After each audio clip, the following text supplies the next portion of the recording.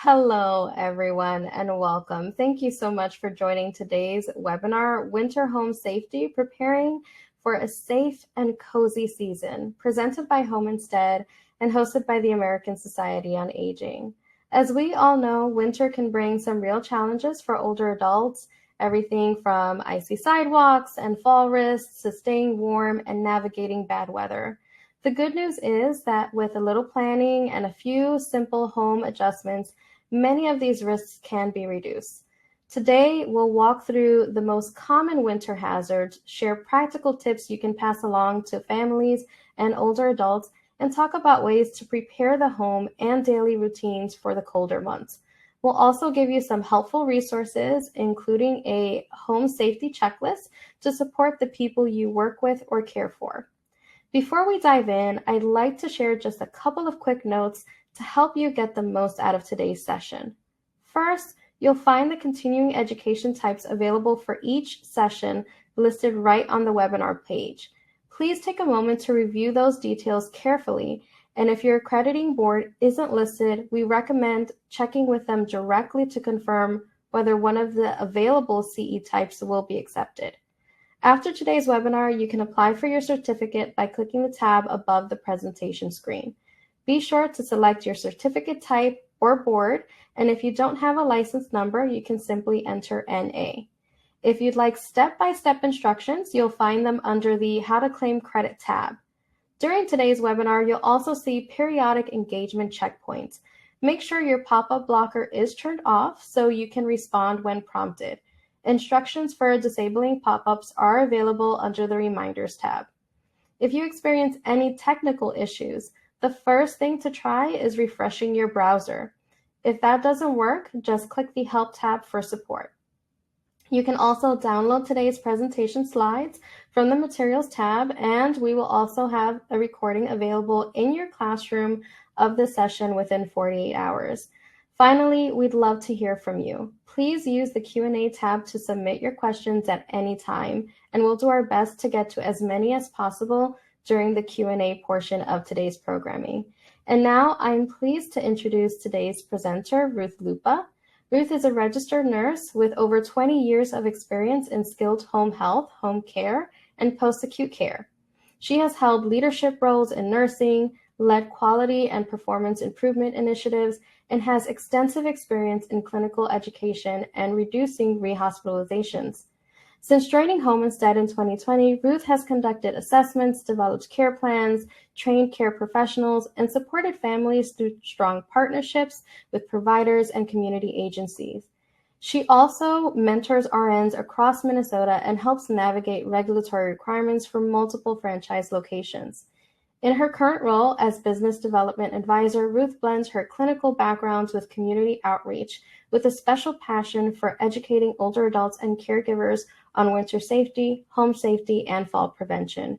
Ruth, we are delighted to have you here with us today. Welcome. Thank you, Victoria. Well, we all know winter can pose unique safety challenges for older adults, increasing the risk of falls and leaving individuals unprepared for emergencies. With proper planning, simple safety measures, and practical home modifications, many of these risks can be minimized. This webinar, as she had said, will provide professionals with tools and strategies to educate families and aging adults about creating a safer, more comfortable living environment, especially during the winter months. You'll leave with the valuable resources, including a home safety checklist and affordable solutions to reduce accidents and enhance preparedness, ensuring that aging adults can enjoy a safe, cozy, and warm winter season.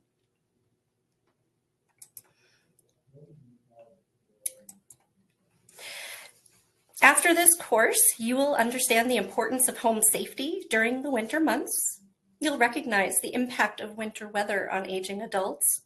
You'll be able to identify and address potential hazards within the home, explore strategies for preparing for severe weather conditions, and develop communication techniques to effectively discuss those safety concerns. Well, why do these objectives matter? Because there's an elevated risk of falls and emergencies during winter months among older adults, and winter hazards can be mitigated with good planning, communication, and simple home changes. We want to understand the risks of cold weather at home and outdoors. Some of the top winter dangers for older adults are hypothermia, frostbite, shoveling injuries, falls, fire and carbon monoxide hazards, and driving accidents. A little bit about hypothermia. Some warning signs can include pale, cold skin, confusion and sleepiness, weakness, slowed walking or breathing. Frostbite also, as a danger, can affect areas farthest from the heart. So think anything distal, such as the nose, ears, cheeks, fingers, and toes. These can result in severe tissue damage.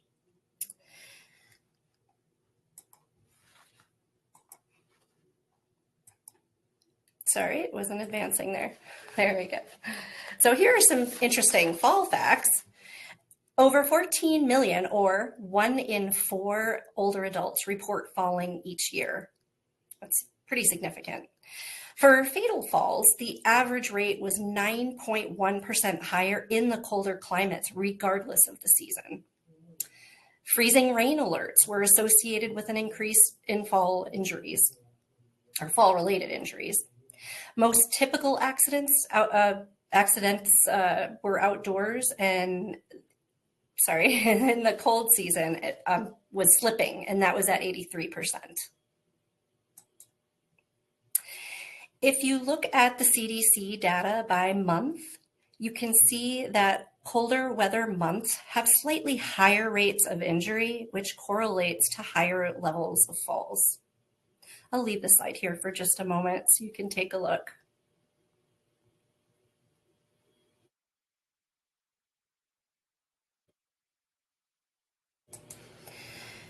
There are age-related factors that increase the risk of falls. Side effects from medications, decline in muscle mass, slower reflexes, slower reaction time, balance changes, visual changes and deficits, visual deficits. For example, there can be changes in depth perception, and oftentimes wearing bifocals can impact that even more.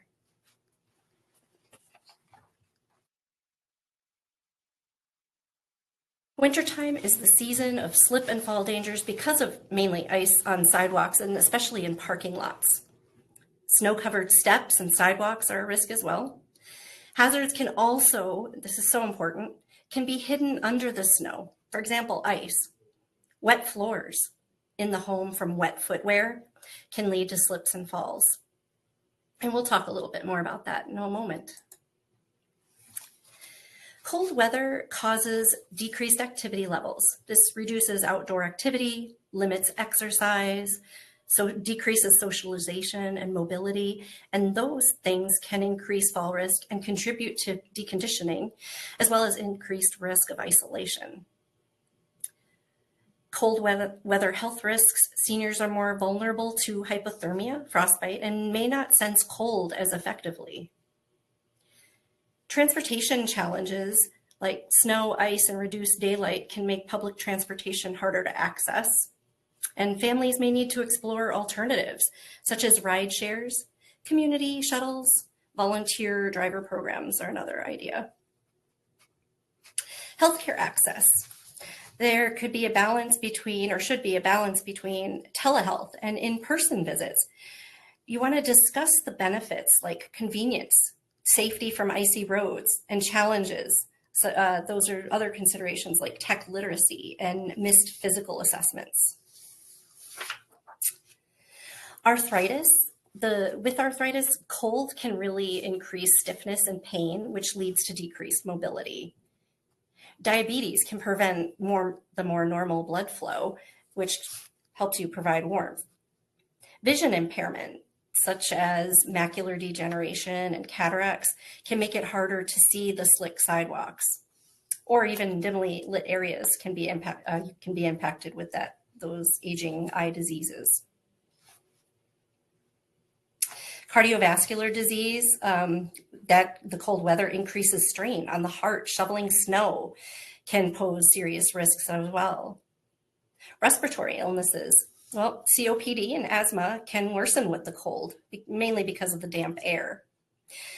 Professionals should be able to ask about chronic conditions and tailor advice and guidance based on those areas of risk. Case study and applying prevention strategies.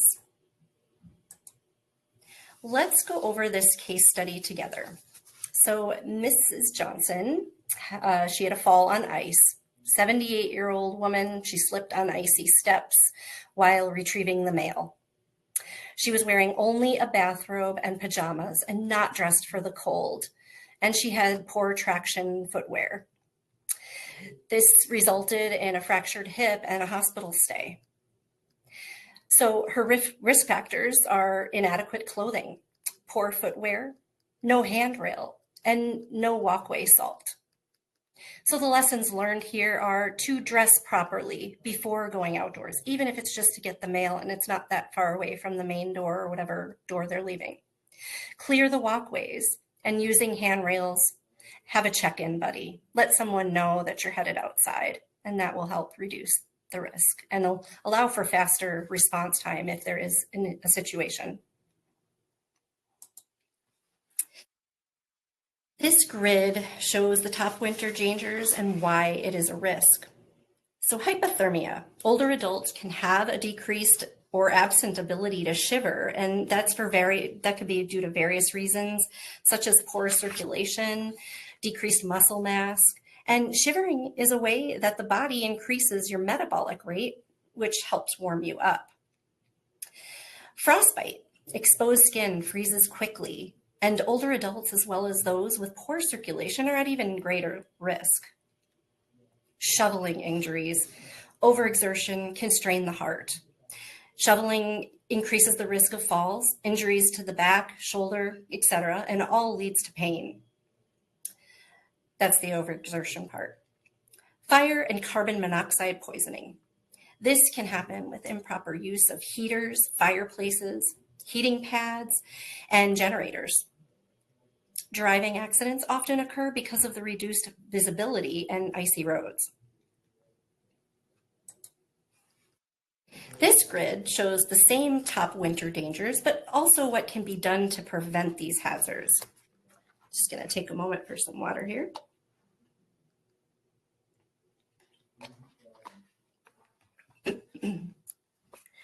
Hypothermia. Some tips are to keep the home at least at 68 degrees. Dress in layers, and if needed, wear hats and socks indoors. I have seen a few clients over the years that have worn hats and gloves in the home. Frostbite. Keep time outside to a minimum, ensuring that they wear gloves, mittens, scarves, insulated boots, and have limited amount of exposed skin. Shoveling injuries. Get help, take breaks, and use lightweight equipment, lightweight shovels, or hire someone to do it. Fire and carbon monoxide poisoning. Install smoke and carbon monoxide detectors. Keep heating equipment well maintained and keep heat sources away from other flammables. Driving accidents. Avoid driving in icy, snowy weather. This reduces the risk of getting into an accident. And another tip is to make sure all of us, should winterize our vehicles and keep an emergency kit in our vehicles. Falls. Avoid driving in icy weather, because if you avoid driving in icy weather, it reduces your risks of slips, trips, and falls in the inclement weather. For wet floors from outdoor footwear, use an absorbent mat at the doorway that has a rubber back. That way it doesn't slip away when someone steps on it, to place wet shoes on upon entering, and this also helps minimize risk from that wet floor. These daily routines can support winter well-being.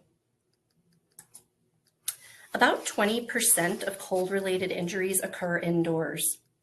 Many people underestimate the risks of a chilly home. Keep thermostats, again, as I said earlier, at 68% degrees Fahrenheit or higher, especially for older adults with chronic medical conditions. That's what's recommended. Many older adults hesitate to heat their homes because of the cost. We can guide families on simple fixes like draft proofing, layered clothing, and good nutrition. A daily check-in system, whether it's by phone calls or a caregiver, is really great for those that live alone, especially in the extreme cold. Space heaters should be used with proper precautions, such as keeping it at least 3 feet from flammable items, such as candles, electronics, oxygen concentrators or tanks, and fireplaces. The resources in the dark green square are also noted in slide 34 for your reference.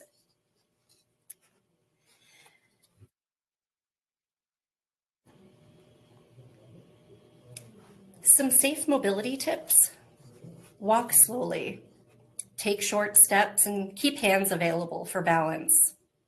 Use sand, salt, or cat litter on icy spots for better traction.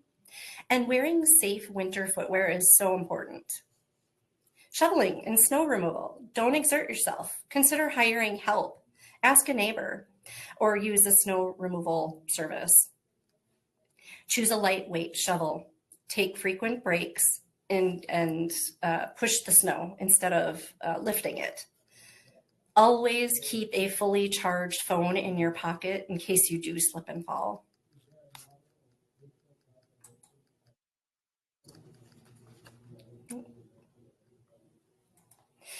Driveways and entrances, make sure you keep the steps clear and have driveways and walkways cleared as soon as possible after snowfall.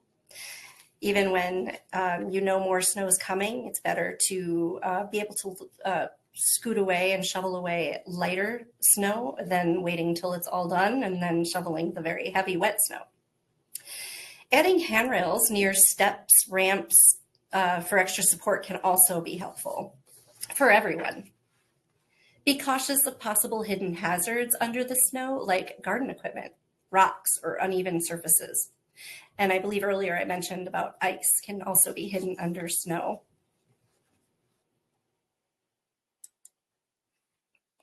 These tools are your power sources, not just to cope, but to feel and be fulfilled. Nutritious meals are so important for many reasons, but can help regulate your body temperature. Vitamin D is one of the many important components of good nutrition. Encouraging adequate hydration is also vital for regulating body temperature, but also for maintaining functions of all organs in the body. To help keep up with healthcare appointments, telehealth can be used if available. Fall risk screening should be done to not only evaluate risk, but to apply interventions to reduce those risks.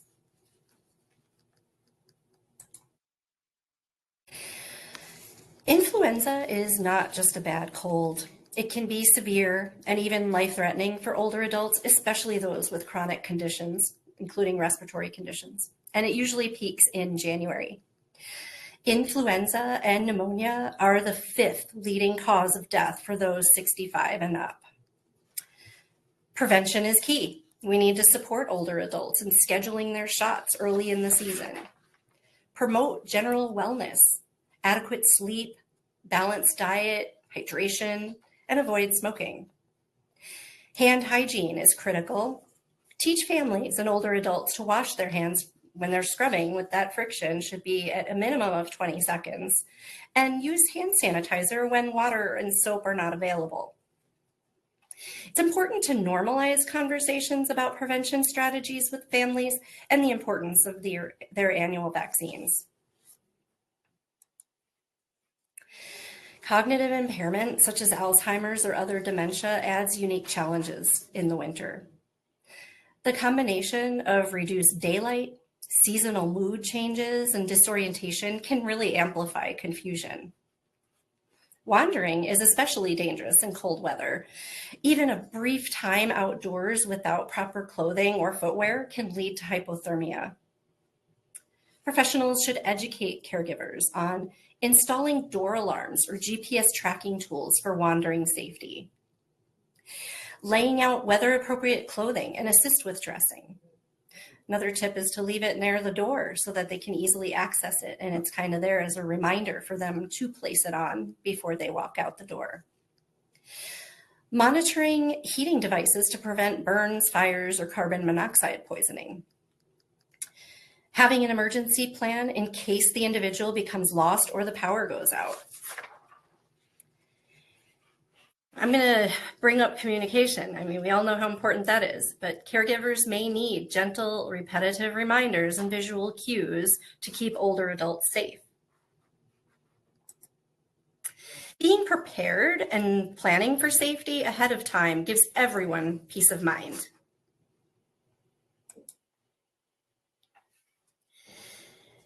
Basic supplies of this emergency kit should include flashlights, extra batteries, bottled water, and various canned food items. Non-perishable, please. It's also good to have more than one emergency kit ready to go. Medical needs. You should have 7-day supply of medications, backup oxygen, spare glasses, spare hearing aids, anything that is medical that they may need handy if they were to have to leave home in a hurry. Comfort items such as blankets and other warm clothing items. Hand and foot warmers are helpful to have in these emergency kits as well. Tech backup. Make sure you keep phones fully charged and have fully charged power banks as well. Store these kits in an accessible, easy to carry bag.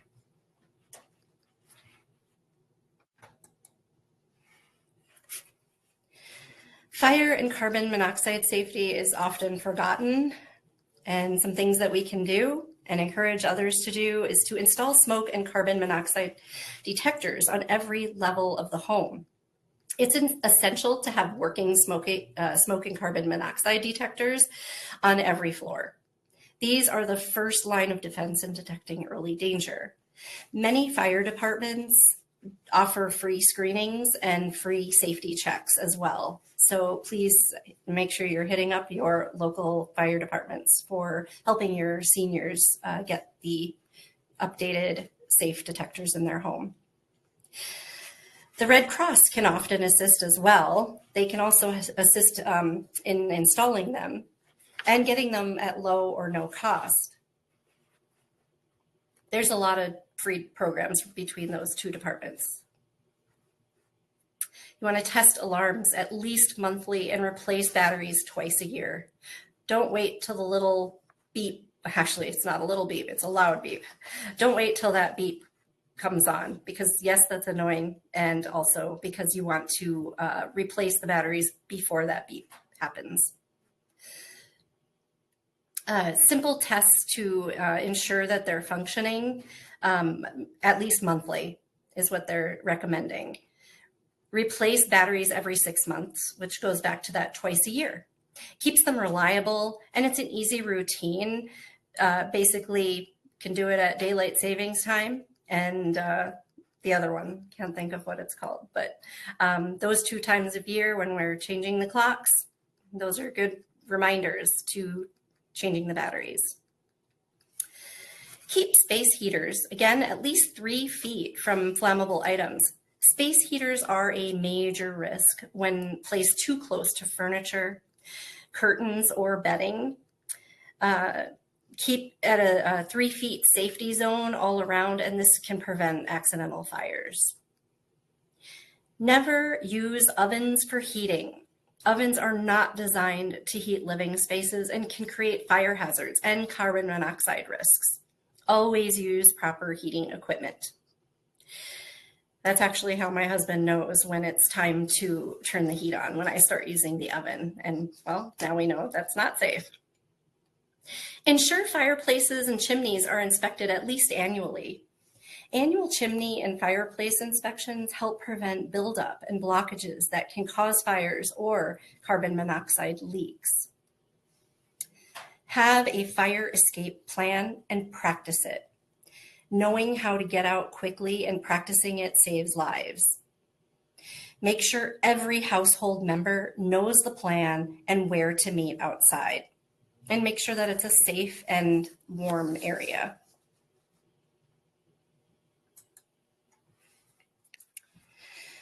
Transportation is a big one, especially for us that work in healthcare.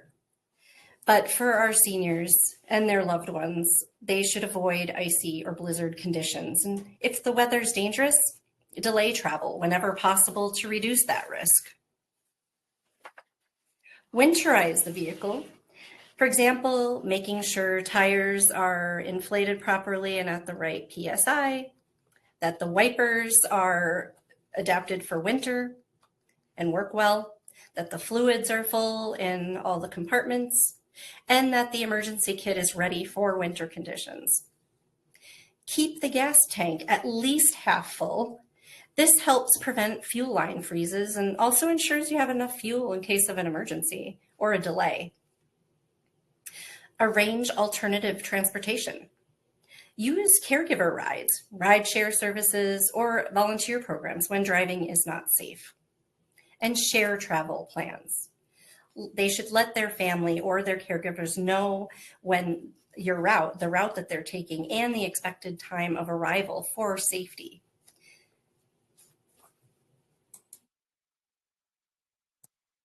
The right tools can make all the difference. Let's take a look at adaptive supports that help ensure safety, warmth, and independence. It is beneficial to use spikeless ice and snow gripper sole covers to shoes. Another name for them are ice cleats, but they're actually spikeless. These add traction on icy surfaces and are available at sporting goods stores. Encourage them to wear winter shoes with rubber soles. These provide better grip and stability than smooth or leather soles.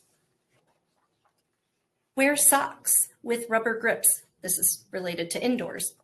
When there's rubber grips on the bottom, it can decrease the risk of slips in the home, and especially on hardwood or tile.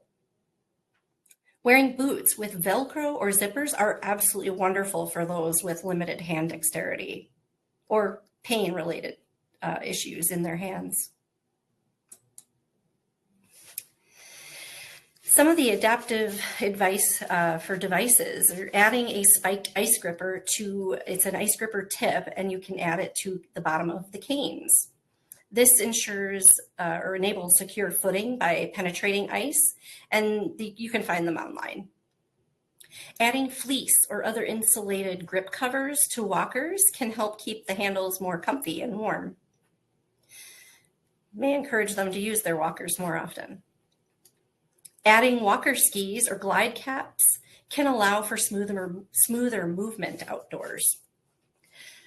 Prepare wheelchairs safely for snow, so considering wheel modifications for better traction and stability.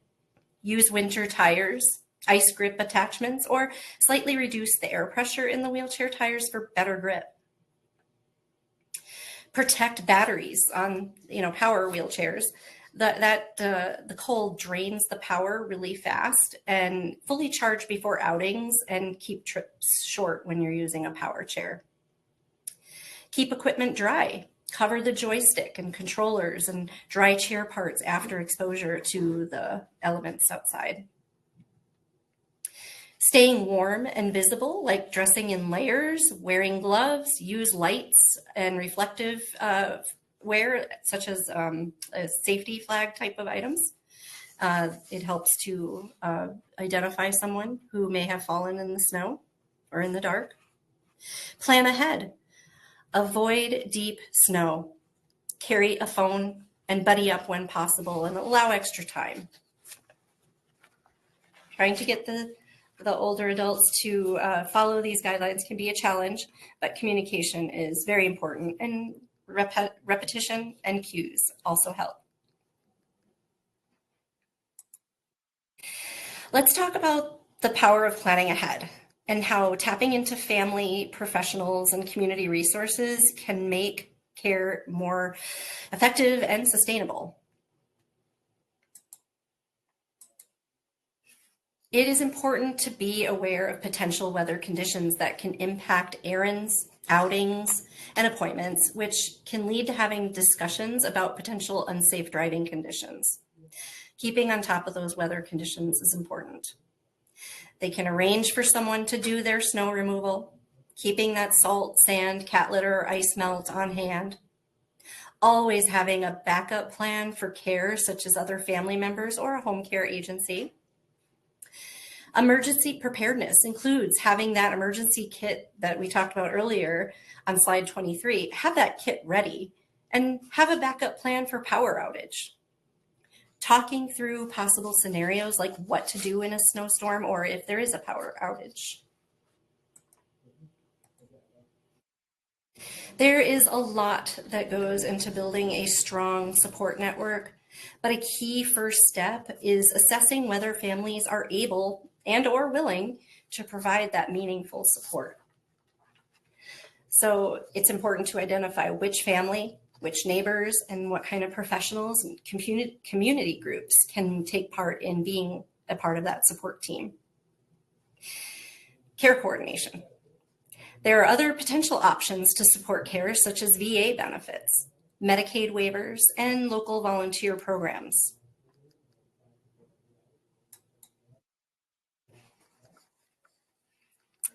Technology is always advancing and making life easier. Smart thermostats do a lot, such as maintaining a consistent indoor temperature, but they also can be managed easily from an app, and therefore someone can manage it remotely if needed, such as a family member. Pendants and smartwatches are great fall detection devices. Motion sensor lighting makes pathways more visible at night, and nightlights. Remote monitoring apps are helpful for family caregivers and that can't be there all the time. Voice assistants can be used to provide timely reminders to take medications, stay hydrated, attend appointments, and even dress appropriately for the weather. This link will take you directly to a comprehensive home safety checklist. Use it for supporting your loved ones and your patients.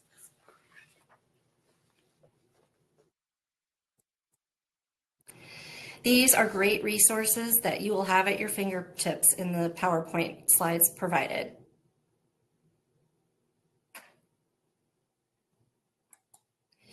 We are now going to open it up for questions.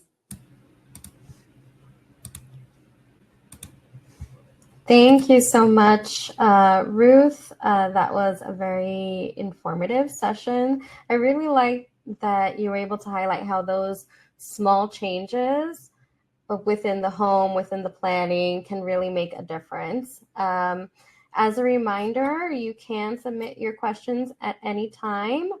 We can still take questions now, but I'm going to go ahead and dive into some questions that have already come up. So the first question is, do you have any suggestions for talking with older adults who insist they don't need winter safety changes, even when the hazards are present? And I know that that goes into kind of that sense of independence or, things like that. So how do you address that with grace and with dignity? Two ways that I approach that with past clients and current clients that we serve. One is assuring them that it's not just them that should be doing all of this preparation and should be caring about winter safety and emergency preparedness, especially during the winter months. Because it's not just for them. Yes, they have more risk, but I always bring it back to, what do I want for myself? What do I want for my kids or my husband or my friends? So that's one of the biggest things I always bring it back to, that it's not just them, it's all of us should be safe. The other thing that I bring it back to is, how am I talking about it with them? How am I wording it? How am I providing the resources? And another key factor with that is knowing how they best accept feedback or education. Some people prefer a handout. Some people prefer, well, it's rare, but a web link, to some information. There are people that I have sent that home safety link to. I just copy and paste the URL and into an email or text, and I send that to them, and they can see some of those safety things that they can use at their convenience.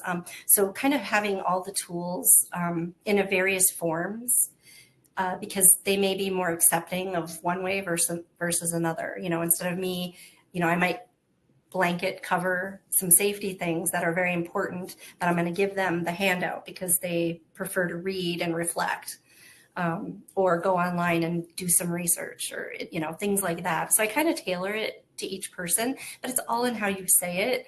And the first time they may not be conducive to listening and adhering, but if you can get them to at least take away one safety item that you hit them up with, guaranteed that's a good thing. That's even one thing is better than none. Great, thank you. I am going to jump around just a little bit because I saw something here. Let me see if I can find it. Here we go. That kind of relates to the question that you just responded to. Are there specific red flags that caregivers should watch out for during home visits in the winter, or maybe even before the winter, right? Before we get to that stage, that may signal an older adult is struggling, but they're not verbalizing it. And I feel like that can be the case sometimes because, if you are a caregiver, older adults may see themselves as a burden. Sometimes, like, they don't want to burden you, they don't want to bother you, they don't want to tell you that they're struggling, whether it's access to food or with home safety issues, things like that. So are there red flags that we should be looking out for? And if so, what are those red flags?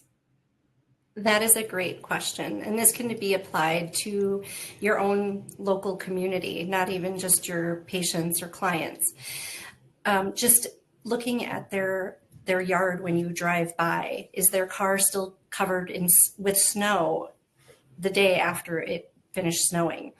Do you see tracks from any walking, any steps that they may have gone to their mailbox when every day they're pretty diligent about getting to their mailbox? If you don't see those same tracks, looking at their front entry or the entry that they typically use, if you're able to see it from the road, and identify if you don't see any tracks, that might be a reason.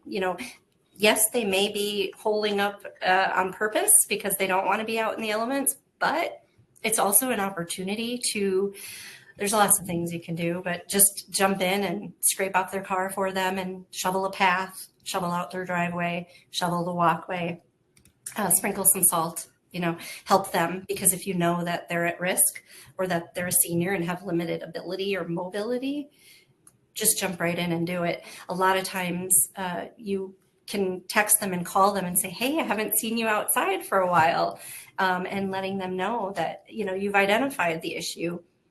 But when you ask, can I do something to help you? Or can I shovel for you? Oftentimes they're going to say, no, honey, it's okay. So that's why I say just jump in and do it, unless that'll upset them. But, a lot of times you just have to do it. Other signs, really the biggest sign is not seeing them come out of the house, for a couple days when they may normally come out of the house. And just popping over and checking in on them in person is often helpful, because that's when you can identify how they look, how they smell, how they appear. What does the entryway of the home look like, or what you can see from the doorway or through the window, to identify, are they in rough shape, or are they terribly bundled, more so than normal inside their home. That's a sign that their heat might be out, but they're afraid to tell someone. So those are just some surface things that you can identify. As far as your patients or clients go in another setting, say a clinic setting or that kind of thing, it's really just in their appearance. How disheveled are they? They might have made it in for an appointment, but they make a comment It's a lot of times a subtle thing that they say about not eating, or maybe they look dehydrated, so there's a lot of little things that could take me a whole nother course to work with you on, but there are a lot of little things that you can see. If you're worried, if there's an inkling of worry, ask the questions. So, I don't know if Ruth, can you mute yourself just for 1 second? I think I just got a little bit of feedback. I'm sorry. But earlier, before we started the webinar, I will get back to your questions, I promise. But I want to ask this question myself. Is when before we got onto the live webinar, we were talking about how this time of year can be isolating, right? You can we see a lot of increase in feelings of sadness, depression, things like that, because family members may be far away, maybe you're not able to travel, people have passed away that you normally celebrated with. There were some things that you mentioned, right? Checking out, how do they look? How do they smell? We're talking about hygiene here, which can be an indicator, right, of depression or of a decline happening. So if you are kind of just like a neighbor checking in, if you are, even a caregiver, how do you address that when you see them, when you see that maybe they haven't bathed in a few days, and you can tell that, and you know that it's because they're feeling isolated? How do you bring that up? How do you address that without offending someone, and just kind of showing that you care, and that you're there for them? That is definitely one of the hardest things, is to communicate something so personal and sensitive. You have to go based on what you know about that person to know the right way to say things. But I usually started off with a therapeutic type of communication about, like, for example, how have you been feeling? It looks like you need some help around here. What can I do to help you? Or if you see the dishes piled up in the sink, if you start there, and depending, again, there's a lot of factors involved in trying to determine how best to approach it, and especially how well you know that person already, and pre-existing knowledge of that person and their history.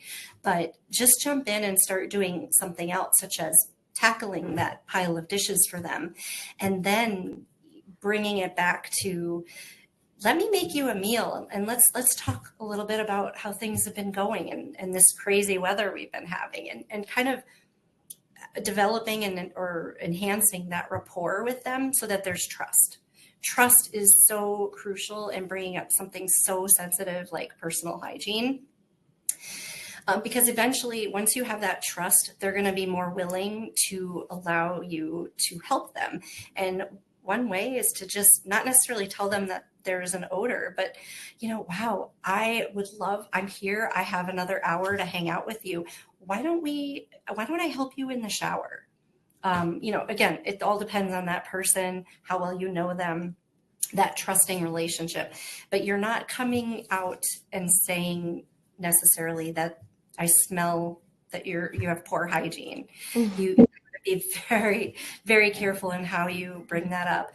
But another way I have used is, I'll come out of the bathroom maybe with a big, heavy bag full of incontinence products, or paper towels often are used, unfortunately. But I'll bring that into the living room and say, oh, where can I dispose of all your incontinence products? Or your garbage. I mean, it depends, again, on how you know that person, and bring it out. Because if you're identifying that it's incontinence products, they know that you know, and they know that it smells. They may not smell it anymore because they're adapted to it over time, but they know that you know that they have incontinence products, and you're taking it out to the garbage for them. You're not saying that they smell, but it's, again, another factor that kind of helps them, almost remind them that, yeah, I haven't really been necessarily taking care of myself lately. Another, last but not least, just to, again, it's very client or patient specific, but saying, how about I get you set up in the bathroom, and I'll just wait outside the door just in case you need something or need some help. I'll be right outside the door, and kind of waylay it, I guess you could say, to without coming out and saying you need to shower, but hey, this is what I can do to help and support you. Thank you. Another couple of questions that we have here are related to the ice grip attachments and the rollators in the snow. So, where can people purchase the ice grip attachment for the cane? And do you have any recommendations for rollators in the snow? So my go-to is Google, unfortunately, but a lot of times I'm looking for, depending upon the area that the client lives. So I usually Google the specific type of product I'm looking for, and then the location that I want to be able to purchase it in if I'm not using Amazon. I'm a little leery about products from Amazon because I want to make sure that they're actually from a reputable company that acknowledges safety. And quality. And so oftentimes that's where my go-to. And then if I can find a company that I'm familiar with, like a DME company or durable medical equipment company, then I will refer them to purchasing equipment through them. If they have skilled home health and they have PT coming out, or OT, occupational therapy or physical therapy, I will often give them a call or send them a message saying, hey, this is something that they're looking into, but I'm really not sure what you recommend for this type of walker or wheelchair, whatever it might be. And they are very knowledgeable on products like that, and often can come up with other avenues. There are catalogs that people have in the homes, and I usually kind of help them. I look at the name of the company that they're looking at the catalog from and see if they're a reputable name. And then, I'll help them identify options. I try not to be very specific because I don't want to be liable for having them pick something that they really didn't want, or that they, because sometimes there's options. We want to allow them to have that dignity to choose out of multiple products. So sometimes I'll just sit there and help them identify what options probably are going to be best for them. Great, thank you. Another question we had about supplies is, what about alternative heating sources during a power outage? So, and I know this was a few years back, I believe it was in Texas, right? That there was this really terrible storm that people were like, everything was frozen. There was, a ton of snow. People couldn't get out of their houses. There was power outages, and unfortunately, people did pass away because they were freezing. So, are there any alternative heat sources during a power outage, and any other safety concerns around that? So the key is there. If people have access to getting a generator, of course, that's ideal. It also depends on how long each generator lasts. So there's a lot of factors involved in that, depending on if they even have access to a generator. The other thing would be is so it's not a power source or for a heating device or heating equipment like a space heater, or even to be able to plug in a heating pad. But that's where the dressing and layers, even inside the home, and having an emergency kit ready to go, so that you bundle up you encourage them to bundle up in their home until someone can be contacted to safely get them out of their home into a warm environment. A lot of times we've recommended, okay, it might take a good half an hour. We tell them, what do you need to do to be safe now? Bundle up, get those gloves on.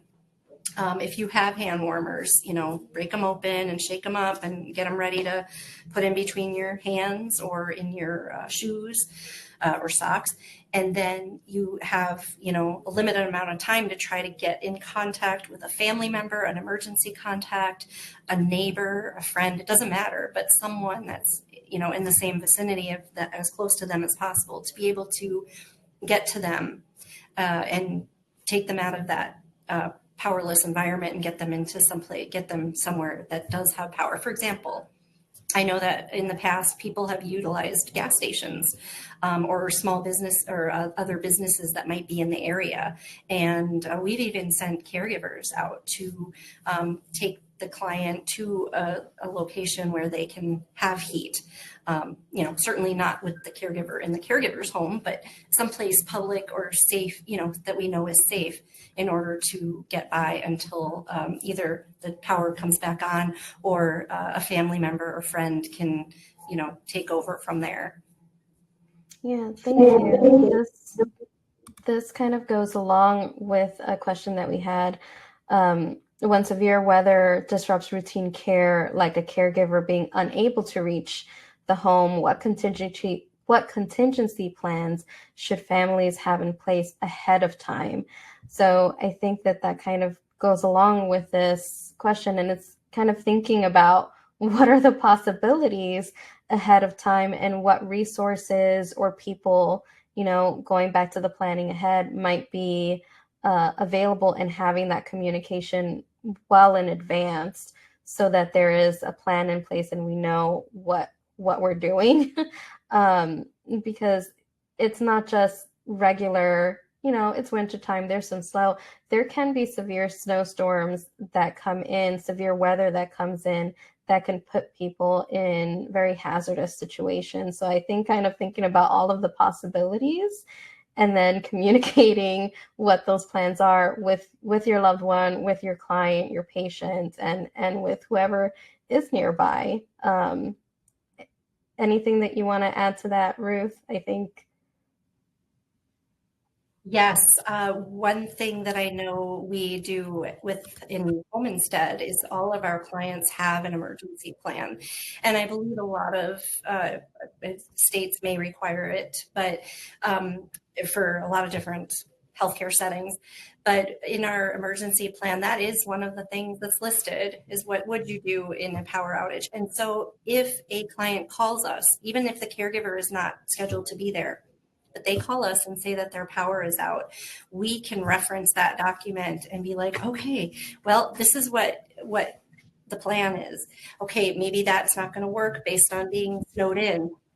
At some point, you may have to call emergency services for that person and let them know that, you have a very high risk person who is, has no power, is rail thin and very frail and sickly, that they need as much support as they can. And you may have to rely on emergency services. But of course, the goal is not to overwhelm them, but it may come to that. And that's an extreme option, of course. And I think that answers the question someone put here regarding, diabetic seniors, the seniors that are handicapped and have no one to help them. How can we get resources to them? So aside from emergency services and those extreme cases, are there any other resources that maybe people can tap into to help people during this time? Absolutely. I know that Minnesota has a lot of organizations that are volunteer and or state funded that can support clients in that kind or patients in that kind of situation. And so really you have to know your community and the resources available in those communities.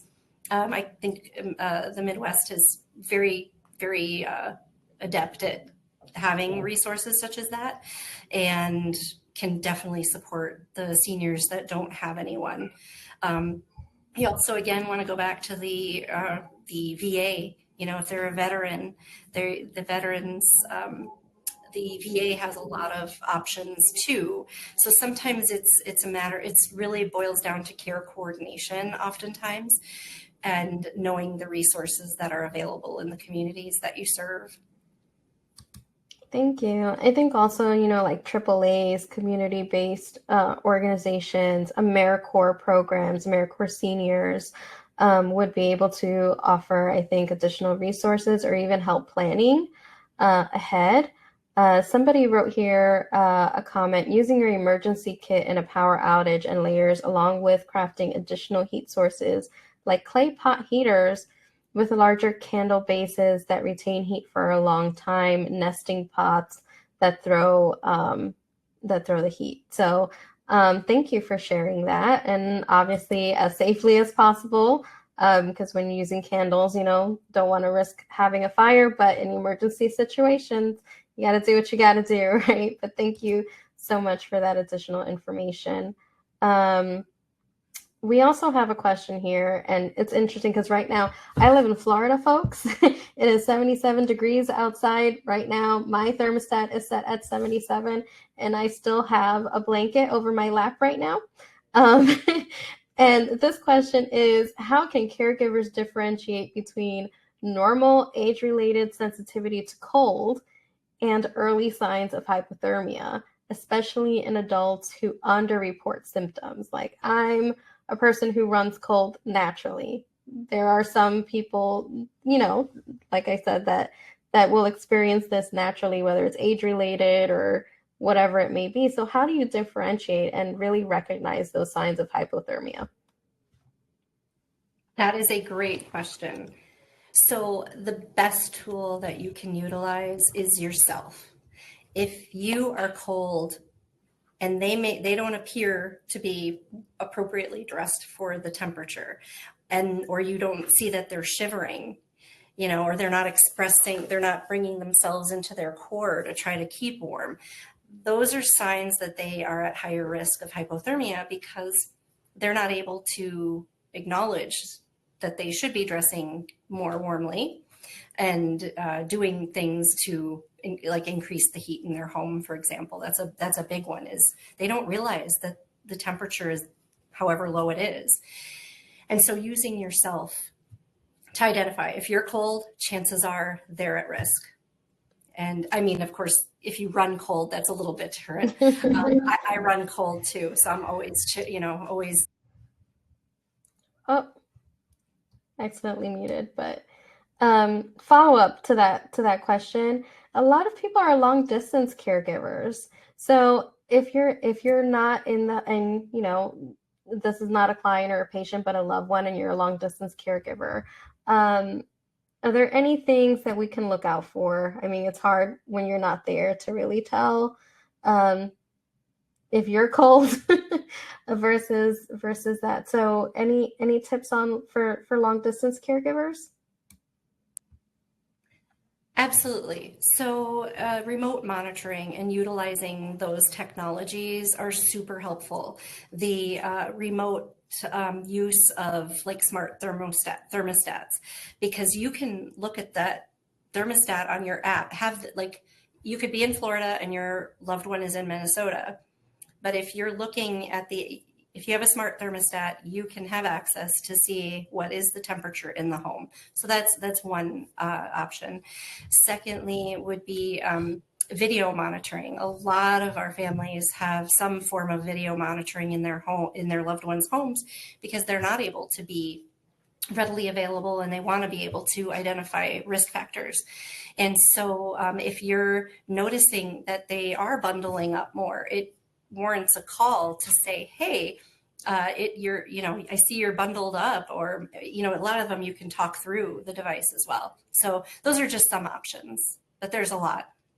Thank you. And yes, I happen to have cameras for my mom too. My brother's long distance. I'm here with her, but we have cameras with the intercom too, and it's been super helpful. And so thank you for that. And we are at time. Thank you so much, Ruth. I really want to thank you for sharing your expertise with us today, to Home Instead for their partnership and bringing this important topic forward, especially as we come into the winter months. And of course, all of you for spending part of your day with us. There was a question in the Q&A, how can we share this webinar with coworkers or with loved ones? This webinar is available for 60 days. So people can continue to register during that time. Just send them over the link from our website, and you can view it on demand as well within 48 hours in your classroom. You can download the PowerPoint as well from the materials tab, or in your classroom as well. We hope that you're leaving with some practical winter safety strategies, helpful tools you can share with families and older adults. and that you have a renewed sense of confidence in supporting safer, more comfortable living environments throughout the colder months. We also invite you to join Home Instead's next webinar, which is going to be February 4th, Navigating Family Dynamics, Supporting Collaboration and Caregiving. It's another great opportunity to build skills and strengthen the support we provide to aging adults and their families. If you have any feedback or questions about today's session, we'd love to hear from you at institute@asaging.org. Thank you again for being here today. Take good care and have a warm and safe winter season. Thanks, everybody.